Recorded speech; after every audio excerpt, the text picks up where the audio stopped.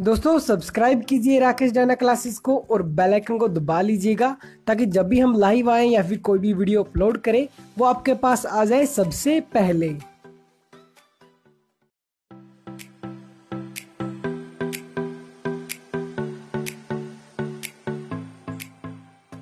तो hello friends, जय हिंद। मैं वरिंदर चौधरी। तो आज अपन करने वाले हैं एटम। ये अपन का मॉडर्न फिजिक्स का चल रहा है सीरीज़, तो इसमें एटम है जो आज हम कवर करेंगे।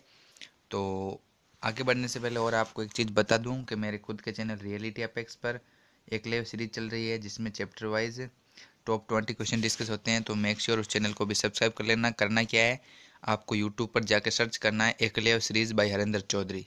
ठीक है, चलिए अभी स्टार्ट करते हैं। अपन को पढ़ना एटम। तो एटम को हिंदी में परमाणु या फिर परमाणु बोला जाता है। ठीक है, तो परमाणु की खोज करता कौन थे? डोल्टन। डोल्टन ने अपना एक सिद्धांत दिया और उसमें बताया कि किसी भी पदार्थ को लो और उसको इतने भागों में विभाजित कर दो कि जो लास्ट में जो भाग बचे उसको बाद में विभाजित नहीं किया जा सकता। तो उन्होंने ये बताया कि जो लास्ट में जो कण बचेगा उसे ही हम एटम कहेंगे। ठीक है, इनके बाद थॉमसन का परमाणु मॉडल आया था और आपने लड्डू देखा होगा।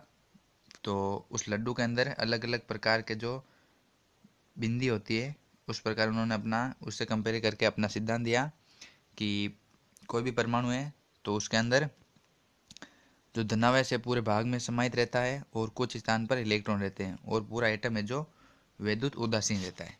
और एक्चुअली ये बात सही है कि परमाणु है जो वैद्युत उदासीन रहता है, क्योंकि जितने इलेक्ट्रॉन होते हैं नेगेटिव उतने ही प्रोटॉन होते हैं, तो दोनों मिलकर चार्ज को नेगलेक्ट कर देते हैं और एक उदासीन एटम का निर्माण कर लेते हैं।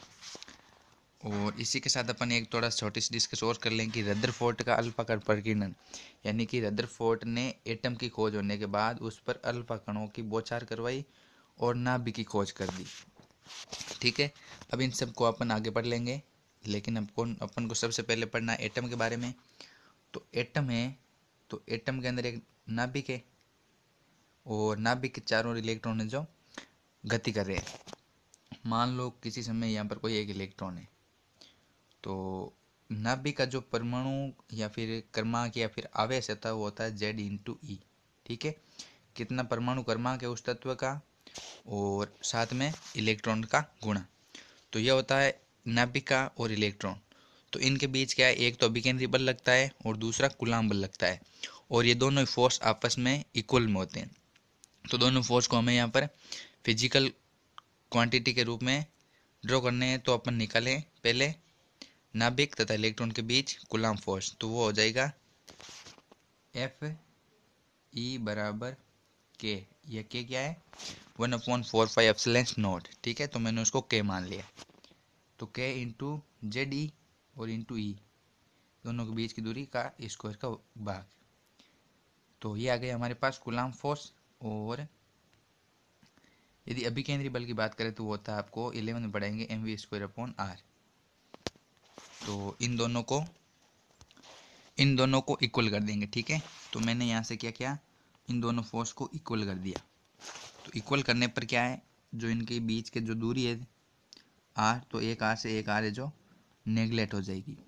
तो हमारे पास यहाँ से mv² की वैल्यू हमें इतनी मिल रही है। ठीक है, इस समीकरण को आगे यूज में लेंगे और इसी फॉर्मूले से आप आर भी निकाल सकते हो। और ये आर क्या है, ये वाली। ठीक है, नाभिक से इलेक्ट्रॉन की दूरी।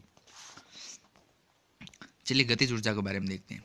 तो गतिज ऊर्जा क्या होती है, 1/2 m × v² और 1/2 m × v² और m × v² अपन के पास क्या है अभी निकल कर, ये रहा m × v²। क्या है, k × z × e²/r।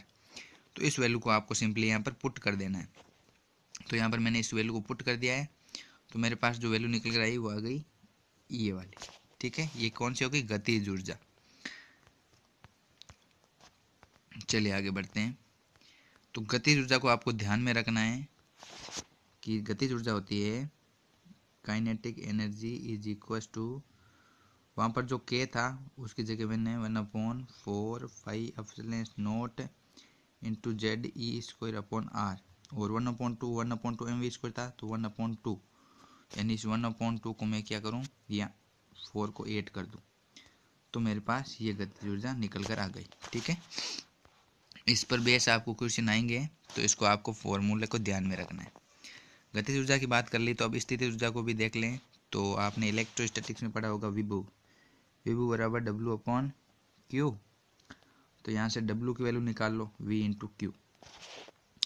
अब जो कार्य है वो ऊर्जा के रूप में संचित होता है। ये अपन की एक है फिजिक्स की थ्योरम में, मान लो कि कार्य है जो ऊर्जा के रूप में संचित होता है, तो डब्ल्यू को मैं यू मान लूँ, तो यू हो गया हमारा वी इंटू क्यू। तो वी बराबर होता है 1/4πε0 नॉट क्यू अपॉन आर। तो उसको मैंने के कंसिडर किया है, किसको, 1/4πε0 को के कंसिडर कर लिया। तो के क्यू अपॉन आर, इंटू में क्यू है तो क्यू। अब ये क्यू है क्या, इलेक्ट्रॉन की तो बात हो रही है, और ये जो क्यू है ये नाभिक का है। ठीक है, तो जेड डी। ठीक है, तो यहाँ से मुझे फाइनली जो यू मिलेगा वो मिलेगा ये वाला, K into Z into E square upon R.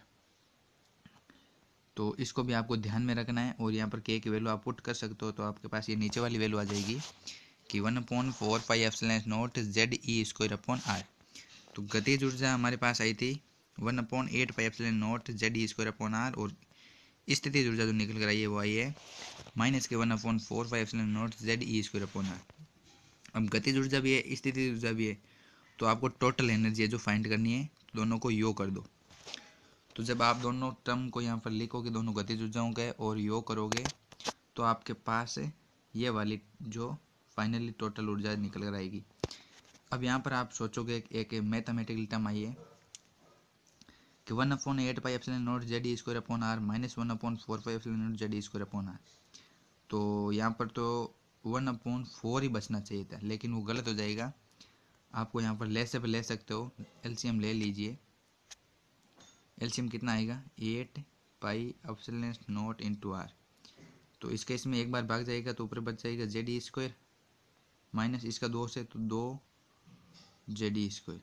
तो आप देख सकते हो 2 जेड ई स्क्वायर माइनस का है, तो माइनस तो आएगा ही आएगा। ठीक है, तो 2 जेड ई स्क्वायर में से 1 जेड ई स्क्वायर गया, पीछे कितना बचा, 1 जेड ई स्क्वायर अपॉन, तो यहाँ से ऊपर में 1 जेड ई स्क्वायर लिख लूँ। ठीक है, तो इतना ये वाला टर्म हमारे पास बच जाएगा, और यही यहाँ पर मैंने लिखा है।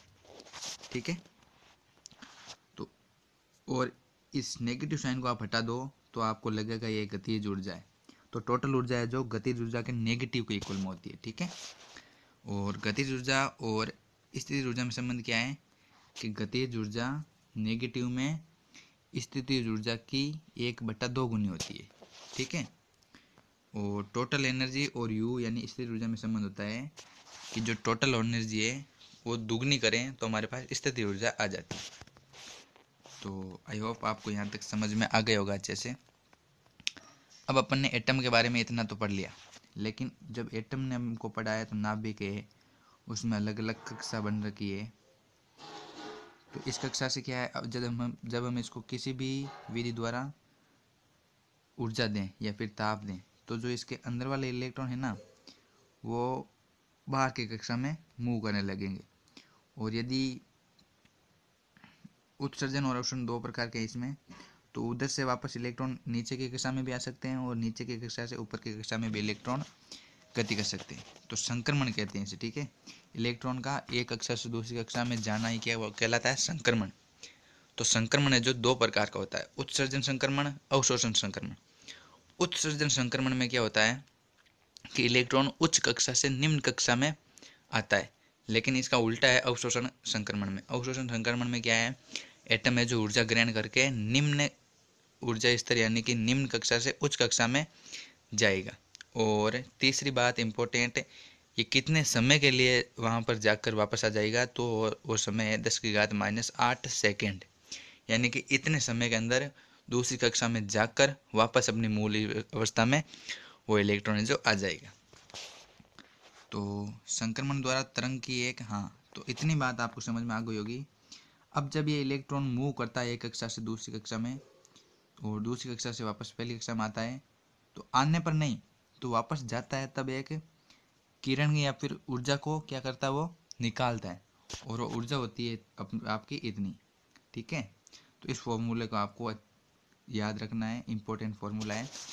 कि E is equal to -RH/C/n², जहाँ n क्या है कि कौन सी कक्षा में वो संक्रमित हुआ है, और ये यहाँ पर रिडबर्ग नियतांक। मैं तीनों को आपकी वैल्यू बता देता हूँ। वैसे आपको H/C की वैल्यू पता होगी क्योंकि पिछले वीडियो में हमने इसको डिस्कस किया था।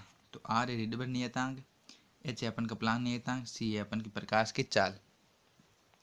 तो R की वैल्यू है 1.097 इंटू 10⁻7 मीटर इनवर्स, मात्रक ध्यान में रखना। और आपको H का मात्रक यानी प्लांक नियतांक का मात्रक पता होगा, जूल इंटू सेकेंड होता है, और चाल का तो नॉर्मल सबको पता ही होता है, मीटर प्रति सेकेंड।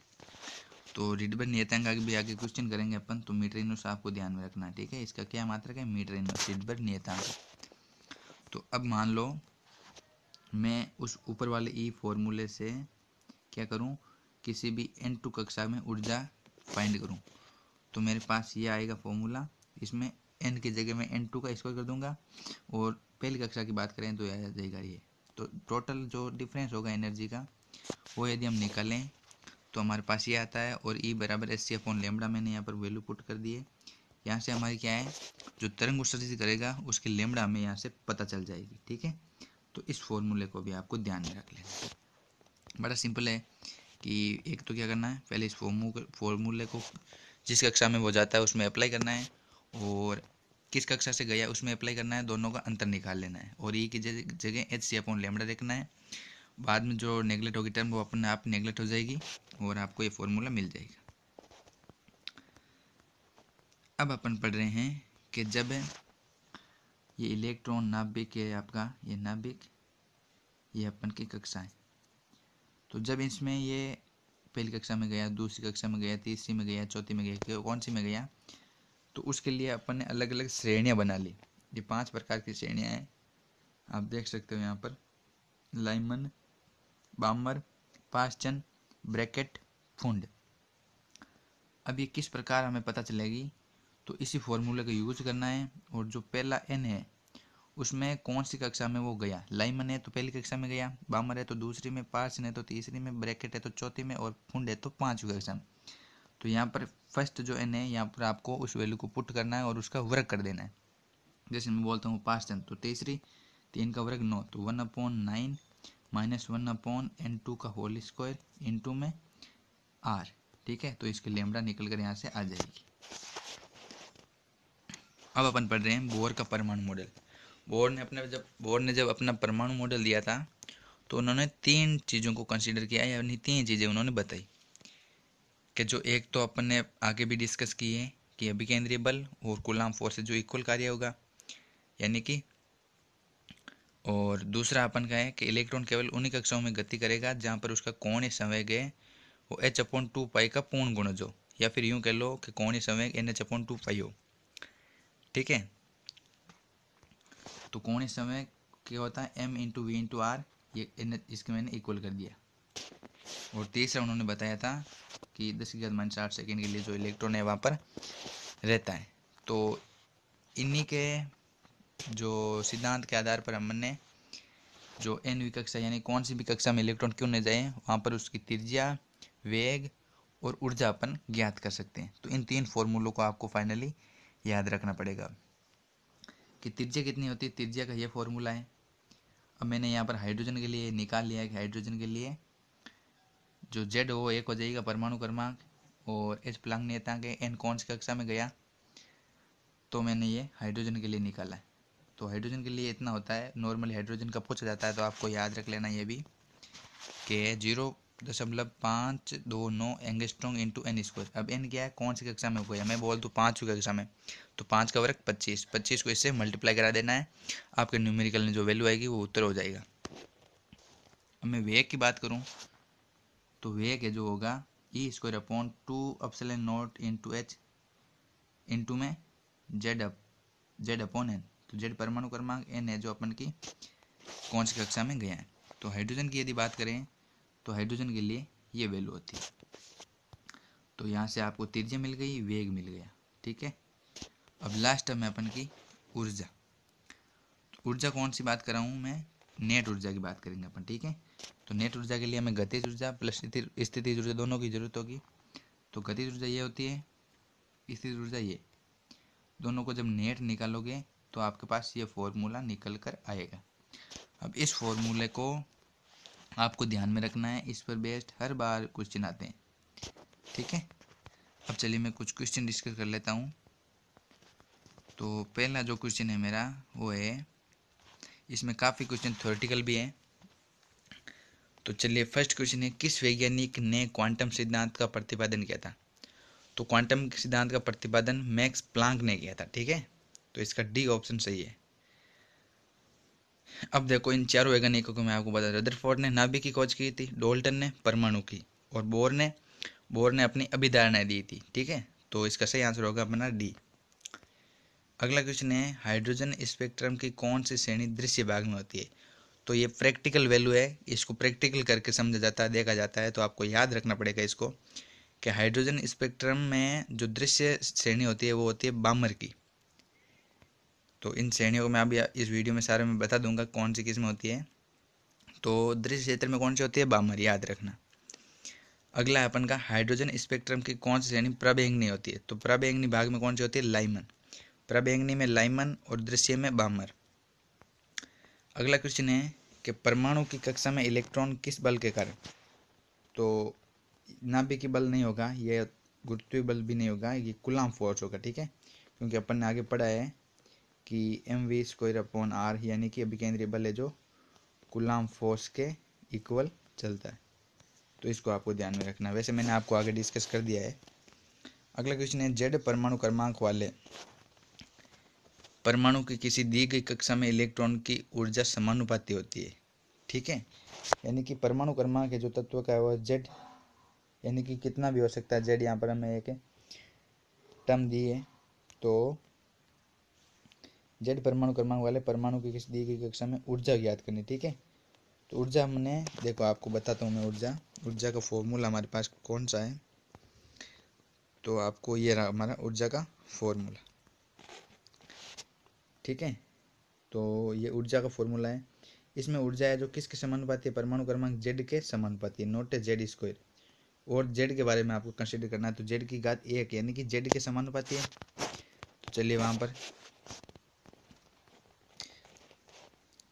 तो यहाँ पर दे रखा है कि कक्षा में इलेक्ट्रॉन की ऊर्जा, तो ऊर्जा है जो जेड के समानुपाती है, ठीक है। जो जेड के समानुपाती हो जाएगी, वहाँ पर अपोन में भी जेड नहीं था और अपोन में जेड स्क्वायर भी नहीं था और जेड स्क्वायर भी नहीं था। तो जेड के समानुपाती होती है, जो काइनेटिक एनर्जी है वो जेड के प्रोपोर्शनल में चलती है। यानी कि जब आप परमाणु क्रमांक बढ़ाओगे तो उसकी ऊर्जा है जो बढ़ जाएगी। इस क्वेश्चन से ये निष्कर्ष निकलता है। चलिए अगला क्वेश्चन देखते हैं। अगला क्वेश्चन हमारा, किसने हाइड्रोजन परमाणु के स्पेक्ट्रम की सफल व्याख्या की? तो बोर, ठीक है, बोर ने हाइड्रोजन परमाणु के स्पेक्ट्रम की व्याख्या की थी। अगला क्वेश्चन है, रीडबर्ग नियतांक का मात्रक, तो मैंने बताया था मीटर इनवर्स। मैंने कहा आगे क्वेश्चन आएगा तो ये देख लो, इसका सही ऑप्शन है हमारा सी, मीटर इनवर्स। अगला क्वेश्चन है, विकिरण ऊर्जा के क्वांटम को कहा जाता है? तो विकिरण ऊर्जा के क्वांटम को फोटोन कहते हैं। मैंने अगले वीडियो में आपको इसको अच्छे से समझाया है, वीडियो नहीं देखा तो प्लीज़ उस वीडियो को यार वॉच कर लो। अगला क्वेश्चन है, किसी परमाणु में ऊंची कक्षा की तुलना में प्रथम कक्षा की ऊर्जा, यानी कि अभी मैंने इस देखो पूरी फिजिक्स जो इंटरलिंक है आपस में पूरी की पूरी, कि इस कक्षा की ऊर्जा और इस कक्षा की ऊर्जा में ज़्यादा किसकी होगी? तो मैंने बताया कि परमाणु क्रमांक जेड है जो गतिज ऊर्जा के समानुपाती होता है के ई, यानी कि परमाणु क्रमांक बढ़ने पर गतिज ऊर्जा क्या है? बढ़ जाएगी। तो ये क्या, कक्षा की संख्या बढ़ रही है तो ऊर्जा भी इसकी ज़्यादा होगी और इसकी कम होगी। तो इसकी पूछ रहा है कि ऊपर की कक्षा की तुलना में नीचे की कक्षा की ऊर्जा जो कम होगी। तो इसका सही ऑप्शन होगा सी। अगला क्वेश्चन है, प्रकीर्णित अल्फा कणों का गमन, तो इनका जो पथ होता है, तो उनका गमन का जो पथ है अति प्रवलयाकार होता है, ठीक है। अगला क्वेश्चन यदि डिस्कस करें तो यह है कि बोर मॉडल के अनुसार स्थायी कक्षा त्रिज्या मुख्य क्वांटम संख्या n के, अब यहाँ पर n की बात हो रही है, ठीक है, मुख्य क्वांटम संख्या n, यानी कि एक तरह से ये कक्षा ही है। 4 क्वांटम संख्या है, चक्रण क्वांटम संख्या, मुख्य क्वांटम संख्या, चुंबकीय क्वांटम संख्या। तो इसमें जो n है यानी परमाणु जो कक्षा कौन सी परमाणु ये उसमें इलेक्ट्रॉन की, तो जो मॉडल दिया था बोर ने, तो बोर के मॉडल पर अपन को चलना पड़ेगा और एन को देखना पड़ेगा कि एन है जो उसके अनुक्रमानुपाती है या वृक्क अनुक्रमानुपाती है या घन के अनुक्रमानुपाती है। तो अपन आ गए हैं बोर के मॉडल पर, ठीक है। और इसमें अपन को एन देखना है। तो जो त्रिज्या है आर, ये एन स्क्वायर के समानुपाती है। तो वहाँ वृक्क के अनुक्रमानुपाती कौन सा ऑप्शन है देखेंगे अपन। तो वापस यहाँ पर आएगा इसका सही ऑप्शन वृक्क के अनुक्रमानुपाती, बी ऑप्शन इसका करेक्ट होगा। तो चलिए अगले क्वेश्चन की ओर बढ़ते हैं। तो अगला क्वेश्चन है रिडबर्ग नियतांक की विमा। तो रिडबर्ग नियतांक की विमा मीटर इनवर्स है उसका मात्रक। तो विमा आपको कमेंट बॉक्स में कमेंट करनी है, बड़ी सिंपल है। अगला क्वेश्चन है हाइड्रोजन परमाणु के बोर मॉडल के अनुसार विकिरण उत्सर्जित होता है जब इलेक्ट्रॉन, यानी कि जो ऊर्जा है वो उत्सर्जित करेगा, एक तो अवशोषण करेगा और एक उत्सर्जित करेगा। जब अवशोषण करेगा तो वो नीचे की कक्षा से ऊपर की कक्षा में जाएगा, लेकिन जब ऊपर की कक्षा से नीचे की कक्षा में आएगा तो वो ऊर्जा को क्या करेगा, बाहर निकालेगा, ठीक है। तो ऊंची की कक्षा से नीचे की कक्षा में जब आएगा तो ऊर्जा निकालेगा। तो सी ऑप्शन इसका सही हो जाएगा। अगला क्वेश्चन है कि मूल ऊर्जा स्तर, यानी कि जहाँ पर इलेक्ट्रॉन पहले है उससे nवें ऊर्जा स्तर में के बीच में, एक सेकेंड में आपको इसको डायग्राम के थ्रू बताता हूँ, ये ठीक है। मान लो इलेक्ट्रॉन यहाँ पर है और ये nवीं कक्षा में जाता है, चलो यहाँ पर चला गया। तो इसके बीच है जो, ये तो 1 नंबर में है और यहाँ n है, तो इसके बीच कितने ऊर्जा स्तर है, तो इसमें से इसको घटा दो तो n-1 आ जाएगा इसका सही ऑप्शन। तो इसका बी ऑप्शन है जो सही होगा। अब चलिए अपन अगला देखते हैं क्वेश्चन। हाइड्रोजन स्पेक्ट्रम का विधिवत अध्ययन किया था। तो बामर ने हाइड्रोजन स्पेक्ट्रम का विधिवत अध्ययन किया था। तो इसका ये ऑप्शन इस आंसर का सही होगा। और इस क्वेश्चन को भी आपको ध्यान में रखना है कि इलेक्ट्रॉन का एंटी पार्टिकल कौन सा होता है, तो प्रोजेस्ट्रॉन। अगला क्वेश्चन है nth ऑर्बिटल में, यानी कि nवीं कक्षा में इलेक्ट्रॉन का कौन हिस्सा है, तो NH/2 बोर मॉडल के अनुसार, बड़ा सिंपल। अगला क्वेश्चन है हाइड्रोजन स्पेक्ट्रम की कौन सी श्रेणी दृश्य में होती है। तो पहले भी डिस्कस कर लिया है और आ गए वापस क्वेश्चन। तो इसका सही ऑप्शन होगा बी, बामस श्रेणी। अगले क्वेश्चन की ओर बढ़ते हैं। तो बंधन ऊर्जा यानी बाइंडिंग एनर्जी अगले चैप्टर में अपन अध्ययन करेंगे। हालांकि इस वीडियो को यहाँ पर दे दिया, सॉरी क्वेश्चन को दे दिया है, तो डिस्कस कर लें कि बंधन ऊर्जा जो बाइंडिंग एनर्जी है वो प्रति न्यूक्लियन किसकी ज़्यादा होगी। तो उसको मैं आगे बता दूंगा, लेकिन फिलहाल की याद रखिए आयरन की, ठीक है। अगला क्वेश्चन है किसी परमाणु के आकार की कोटि है तो एंगस्ट्रॉम में होती है। आगे अपन जब नाभिक पढ़ेंगे तो एटम के बाद अपन का नाभिक शुरू होगा, ठीक है, उसमें इसको डिस्कस कर लेंगे। तो अब अपन कुछ न्यूमेरिकल क्वेश्चन करते हैं। तो पहला न्यूमेरिकल क्वेश्चन है हाइड्रोजन के लिए बोर की स्थायी कक्षा की त्रिज्या आर है जो बोर की द्वितीय कक्षा की त्रिज्या। तो आपको आर त्रिज्या और सेकंड कक्षा का बोल दिया, तो अपन को बोर के सिद्धांत पर चलना पड़ेगा। चलो ये अपन का बोर का मॉडल। तो यहाँ देखो जो ये त्रिज्या ये पूरा इक्वल रहेगा। यहाँ पर पहले तो अपन को क्या करना है, आर पुट करना है और फिर एन की जगह, ठीक है, यानी कि वो कौन सी भी हो सकती है। लेकिन दूसरी बार हमें यहाँ 2 पुट करना है क्योंकि उसने 2 बोला है। तो यहाँ एन स्क्वायर की जगह आ जाएगा 2, तो 2 का स्क्वायर 4, ठीक है। बाकी सारी टर्म सेम रहेगी, लेकिन वहाँ पर दूसरी कक्षा में 4 गुना हो जाएगी त्रिज्या का। तो उसमें 4 गुना कौन से में दे रखा अपन को देखना पड़ेगा। तो 4th ऑप्शन हमारा सही है क्योंकि उसका 4 गुना हो जाएगा, ठीक है। क्योंकि यहाँ द्वितीय कक्षा का बोला है, जितनी भी कक्षा का बोला उसका वर्ग कर दो। अभी 3 बोलता तो 9 कर देते, ठीक है। अगला क्वेश्चन है कि जब En ऊर्जा अवस्था से इलेक्ट्रॉन Ep ऊर्जा अवस्था में जाता है, यानी एक अवस्था से दूसरी अवस्था में कूदता है, और जहाँ पर N है जो P से बड़ा है, तो उत्सर्जित विद्युत चुंबकीय विकिरण की तरंग दैर्ध्य होगी। तो आपको क्या करना है, यहाँ पर En निकाल लिया और Ep निकाल लिया, ठीक है। तो बड़े में से छोटे को घटा दिया और हमारे पास दोनों का ऊर्जा जो अंतर आ जाएगा, ठीक है। तो मैं यहाँ पर क्या करूँ, इस डेल ई को क्या लिख दूँ, hc/λ, और ये हो जाएगा हमारा En - Ep। अब यहाँ से अपन को लेमड़ा निकालना है। तो लेमड़ा निकालना है, तो लेमड़ा को इधर भेज दो और इसको इधर भेज दो। तो यहाँ से लेमड़ा क्या आ जाएगी, S C upon E N minus E P.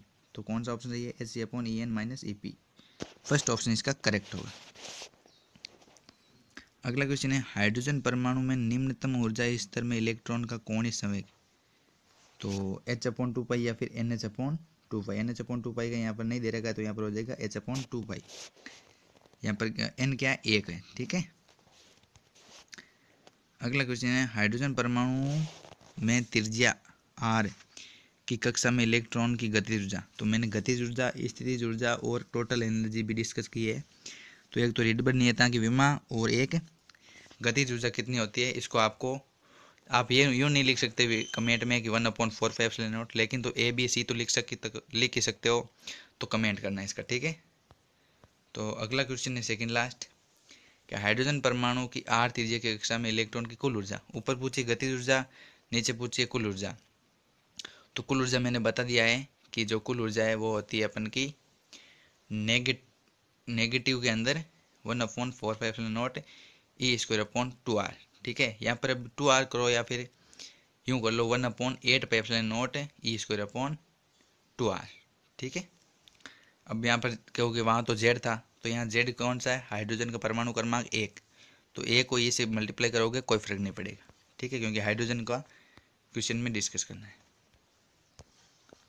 Last question है, हाइड्रोजन परमाणु की मूल अवस्था में ऊर्जा -13.6 इलेक्ट्रॉन वोल्ट है। तो 5वीं ऊर्जा स्तर में इसकी ऊर्जा कितनी होगी। तो बड़ा सिंपल है, कुछ नहीं करना है आपको करना क्या है कि हमने वहाँ पर डिस्कस किया था, और चलिए एक बार बता देता हूँ कहाँ पर किया था। तो ये रहा, ठीक है। यहाँ पर 5वीं कक्षा का बोल रहा है और हाइड्रोजन के बोल रहा है, तो हाइड्रोजन तो 1 हो जाएगा जेड स्क्वायर। तो इसको तो नेगलेक्ट ही कर दो। अब एन स्क्वायर 5 है, तो 5 का 25, ठीक है। तो 25 के इसमें भाग लगाओगे तो हमारे पास जो वैल्यू निकल कर आएगी वो आएगी 0.54 इलेक्ट्रॉन वोल्ट। तो ए ऑप्शन इसका सही हो जाएगा।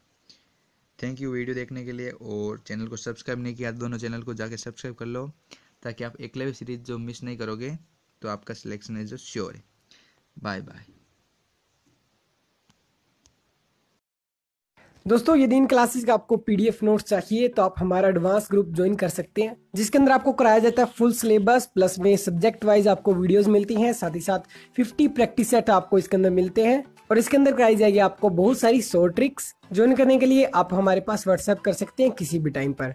दोस्तों वीडियो पसंद आई है तो इसको लाइक कीजिएगा, शेयर कीजिएगा एंड चैनल को सब्सक्राइब जरूर कर लीजिएगा, और अपने सभी दोस्तों के साथ इसको शेयर करना नहीं भूलिएगा। जय हिंद, वंदे मातरम।